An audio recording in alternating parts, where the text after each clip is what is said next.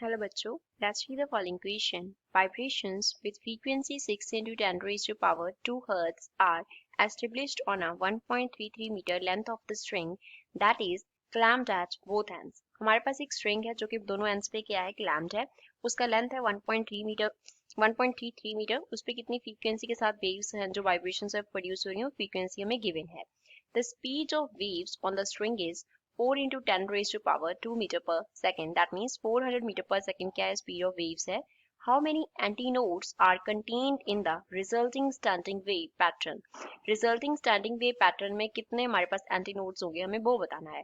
2, 4, 3 और 5. So first of all we will talk about the key concept used in the question. इस question में क्या key concept use हो रहा है. तो suppose हमारे पास इस तरीके से ये क्या 2 ends हैं जिनके बीच हमने क्या किया हुआ है, एक स्ट्रिंग को क्लैम्प किया हुआ है.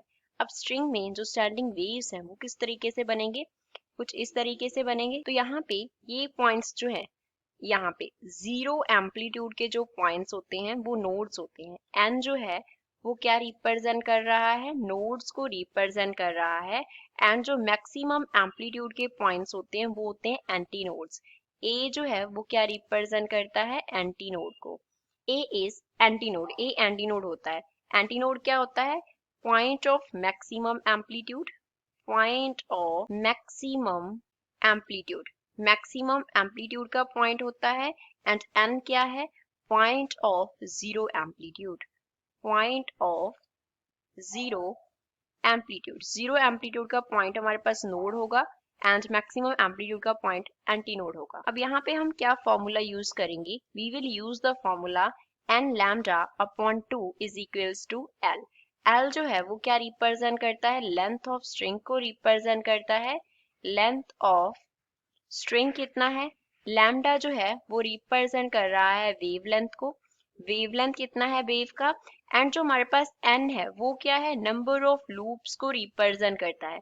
Number of loops. तो इसका मीन्स क्या है कि गिवन स्ट्रिंग में अगर इसका जो लेंथ है, इन दोनों पॉइंट्स के बिटवीन जो लेंथ है, अगर हम उसको L कंसिडर करें तो उसके बिटवीन कितनी लूप्स बन रही हैं. ये हमारे पास एक लूप हो गया, ये दूसरा लूप हो गया, ये कितना लूप हो गया, थर्ड लूप हो गया.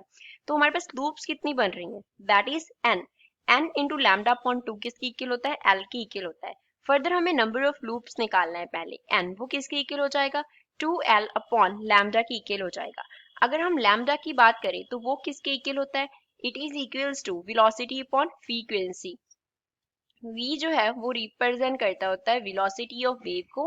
f जो है वो रिप्रेजेंट करता है फ्रीक्वेंसी ऑफ वेव को. वेव का फ्रीक्वेंसी क्या है. अब यहाँ से हम n को क्या लिख सकते हैं, we can write 2l upon v into frequency क्या चला जाएगा, ऊपर चला जाएगा. अब जो गिवन वैल्यूज हैं वो लिखेंगे कि गिवन क्या है. गिवन है हमें l का value that is 1.33 metre, frequency का value that is 600 hertz, velocity का value that is 400 metre per second. तो नंबर ऑफ लूप्स जो है वो कितने बन रहे हैं, 2 into L 1.33 into F that is 600 divide by velocity that is 400. तो इसको सॉल्व करके n का जो वैल्यू है वो हमारे पास कितना आता है, 4. तो अब 4 लूप्स हम फिगर में बना लेते हैं. कैसे बनेंगे हमारे पास, तो इस तरीके से हमारे पास क्या बन रही हैं, 4 लूप्स बन रही हैं. अब 4 लूप्स में कितने एंटीनोड्स आते हैं, एक एंटीनोड, दूसरा एंटीनोड, तीसरा एंटीनोड और फोर्थ एंटीनोड. तो हमारे पास टोटल कितने एंटीनोड्स आ रहे हैं, 4 एंटीनोड्स आ रहे हैं, 4 एंटीनोड्स. तो इस क्वेश्चन का आंसर क्या होगा कि कितने एंटीनोड बनेंगे, 4 एंटीनोड बनेंगे. तो गिवन ऑप्शन में से बी इस क्वेश्चन का करेक्ट आंसर है. I hope you understood 12. Thanks.